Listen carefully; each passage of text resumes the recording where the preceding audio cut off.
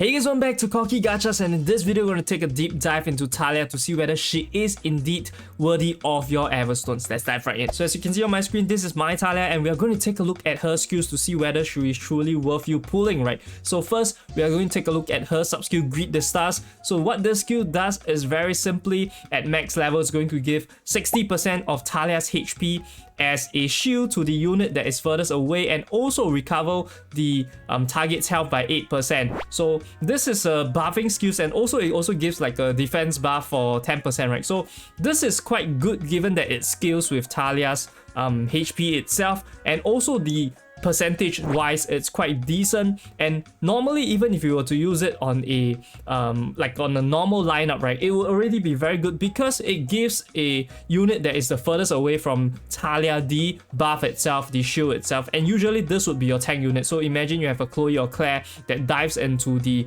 opponent's lineup, right?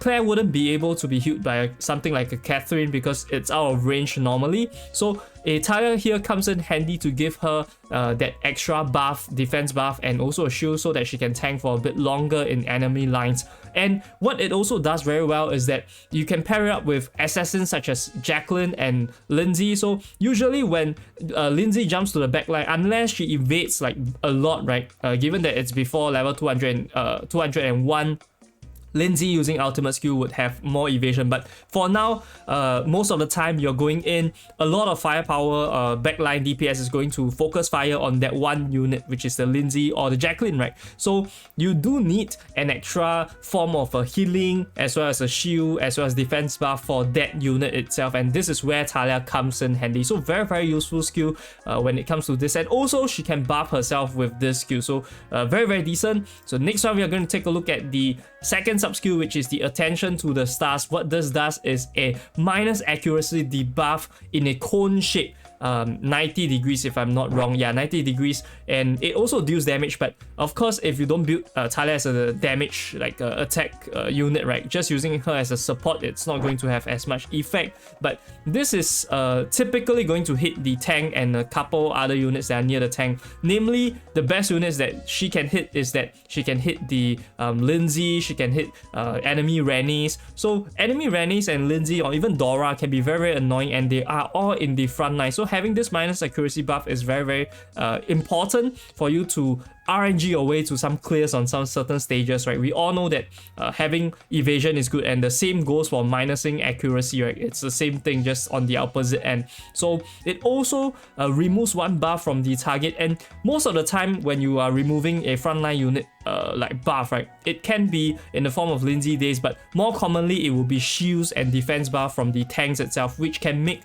the tanks a lot more easier to cut down. So that's a very important and good skill. I think this is extremely good, to be honest. One of the key highlights compared to like Greet the Stars, I think this is a much better skill, sub skill. So next we have the passive, which is Stars Are Watching. This is simply put a defense and attack buff, and it gets upgraded to 13%, right? So nothing too much to talk about it, just a general decent solid passive skill that you can have. And once you plop in Talia, your units are going to have an attack buff and a defense buff, so generally more bulky, generally are going to hit harder. So nothing too much to talk about it. Right, next we have the main highlight, which is yeah, no pun intended, her main skill. So this is Tell Me Your Zodiac Sign.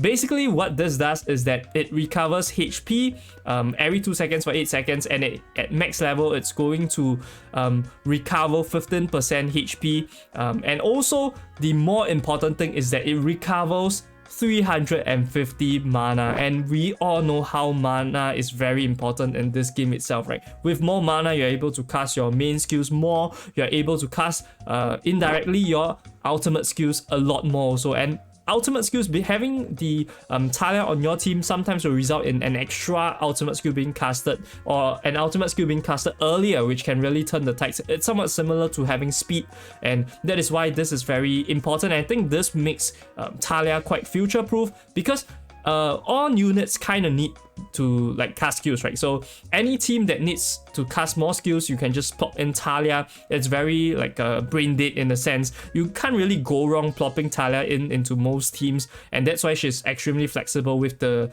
usage of her main skill itself. And also she removes debuffs, and the other one that removes debuffs is Jiho.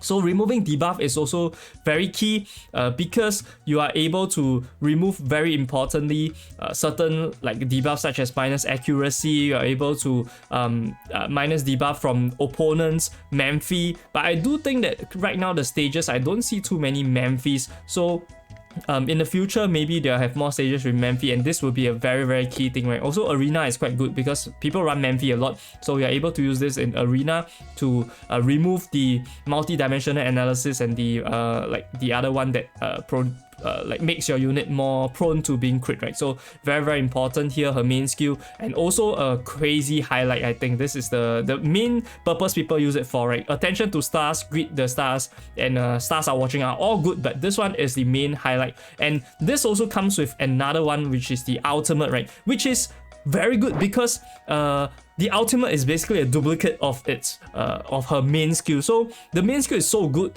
and if you have an ultimate that does the same thing or roughly the same thing as the main skill, you are going to have a very, very good time. And the reason why I think that this ultimate skill is so good is because it stacks with Tell Me or Zodiac, her main skill. So together with her main skill, you can have a mana recovery of 650 and HP recovery up to 15% plus another 12%, so 27% HP recovery. Yeah, and on top of it doing damage, which is very, very important. And of course, with every unit, we cannot forget about their artifact, and her artifact skill is unfortunately, I think, one of the downsides of Talia. Personally, I think it's great for me because I'm going to build Talia as a damage dealer, as a DPS, but I know a lot of you already have Memphi as your DPS. Maybe you're not looking to build Talia, you're not looking to invest in her in that much of a sense, whereby you are going to level her artifact like to the max and all these kind of things. And if you're not going to do that, and you're going to be casting her ultimate a lot less, since you're going to be casting a DPS skill such as a Memphi a lot more, right? Then definitely you are going to not like the artifact as much, because it's just going to add a lot of damage, which it's not a bad thing, mind you, but if you're not going to cast it as much, the effectiveness kind of goes down a bit, right? Compared to some other units whereby their artifact boosts their sub skills, so you can always use it regardless of whether you use it as a support or as a DPS carry. Now, with all of the good things I've said about Talia, you might think that the verdict is very clear, that I'm going to 100% say you have to pull for Talia. But in fact, the answer doesn't come, or the decision doesn't come as easy, and it really depends on your situation. So let me give you an example. So if you have previously drawn for Memphi and you're on the way to going to Origin on Memphi itself, and also you have something like a VV that you're looking to Origin first as a DPS carry, then I don't think that there is a need for you to 100% go 8 copies on Talia, right? So I do agree that Talia is a great unit. I think that she is extremely good, even if you use her as a support unit, which is her main highlight, right? Because she gives mana. So as a support unit itself, I don't think there is a need for you to go for 8 copies if you have like limited resources. Of course, if you are a mini spender, if you are a Dolphin, I think 100% just go for Talia, right? You wouldn't go wrong. This unit is pretty future proof. But if you're a free to play player with limited resources, and with the advent of Valena coming out soon, maybe you want to conserve your gems or your Everstones first, right? Draw 2 copies, and then if you already have 2 copies, keep it at that first as a support unit. I don't think you need to necessarily have the extra stats. Most importantly, when you want to go for like drawing of units, right, you have to see their kit and whether they really do need the stats. And from a Talia perspective, her skills itself, I don't think necessarily need stats unless you're going for carry, which is what I'm doing, so I'm drawing. But if you're not, then maybe hold on, and Valena is going to come out on February 2nd, so it's only less than 1 week from now. Talia banner is going to last for 2 weeks, so we are going to see in couple days time whether Velena is going to be super strong, and if she is super strong, maybe free-to-play players, you want to conserve your like gems, your Everstones for Velena instead, and then just draw 2 copies of Talia if you really don't have Talia, right? I think it's always good for an account to have Talia, this 100%, but whether you need to go all the way, that is the verdict that's up to you. Me personally, I'm going to pull 300 pulls for Talia. I've already saved up for it, and I'm going to buy the growth pack tomorrow, breaking my free-to-play status, right? I'm lacking 6 copies of Talia, so with the first purchase, I will get 1 copy of Talia, and with the guarantees, I will get 5 copies, so all I need is 1 more copy from the banner itself, and I think that is quite doable in 300 pulls, unless I get super unlucky. But I'm planning to do it live, and I'm going to stream on YouTube probably 12 to 13 hours from the time of the release of this video. So if you are free during that time, definitely drop by, come say hi, and also check out whether streamer luck is a real thing for yourself. Also, check out this video over here where I touch on a very crucial mistake, which I'm quite surprised a lot of people made this mistake. So if you don't want to get stuck, definitely check out this video. I'll see you guys over there. This is Cocky Gachas signing off.